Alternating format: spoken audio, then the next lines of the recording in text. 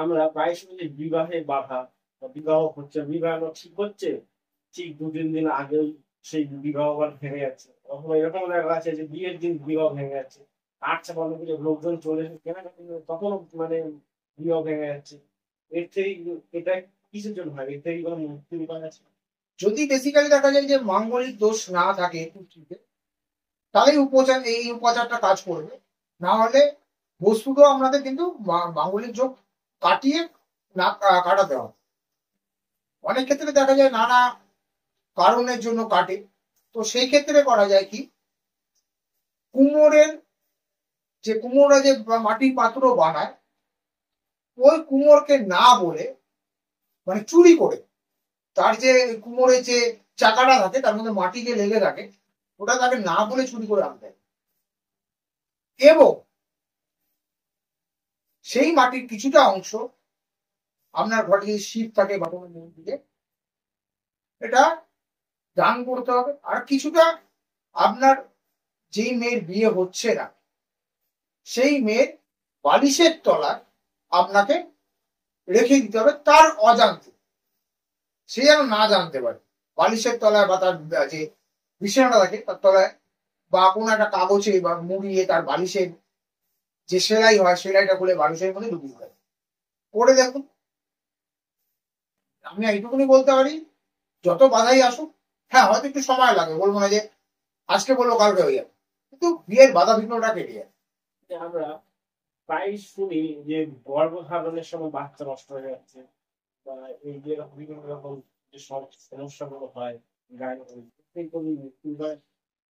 দেখো একটা কথা বলি, এখন এই আমাদের খাদ্যাভ্যাস এবং পরিবেশের পরিবর্তন, এসবের কারণে বেশিরভাগ ক্ষেত্রে দেখি আমার কাছে অনেক ক্লায়েন্ট আসে যাদের 2 মাস 2.5 মাস মানে জাস্ট কনসিভ করেছে এই অবস্থায়, তারপরে তাদের লাইফস্টাইল বাচ্চা নষ্ট হয়ে গেছে, বহু কেসে এসেছে। তো আমি একটা কথা বলবো যে এইটা পুরোপুরি স্বামীর দায়িত্ব নিতে হবে। ভালো করে স্বামীরা শুনবে। যদি সন্তানের পিতা হতে চান, তাহলে যখনই আপনার স্ত্রী কনসিভ হচ্ছে এই সুখবরটা পাওয়ার সাথে সাথে এইটা অন্তত 1 মাস উপাচারটা করবেন, অন্তত 4টে করুন, কিংবা 4টের জায়গায় 8টা করুন, ভালো হবে। প্রতি রবিবার বা মঙ্গলবার স্ত্রীকে পাশে বসাতে হবে, মানে স্বামী স্ত্রী পাশাপাশি বসতে হবে। এবং একটি গুলগুল দেখবেন, গুলগুলো যেগুলো পাওয়া যায় দোকানে কেমিক্যাল, ওটা কিনবেন না, ওটা সব ভেষজ হয় না। অরিজিনাল হয়তো পতঞ্জলির গুলগুলো হয়, ওটা কিছুটা অরিজিনাল আছে। না হলে আপনি একটু যদি কষ্ট করে বড় বাজার বা যারা এই ভেষজ জিনিস রাখে তাদের কাছ থেকে অরিজিনাল গুলগুল আনতে হবে। গুলগুলটাকে কাঠকয়লা দিয়ে জ্বালিয়ে ওর উপরে গুলগুলটা দিয়ে দিতে হবে।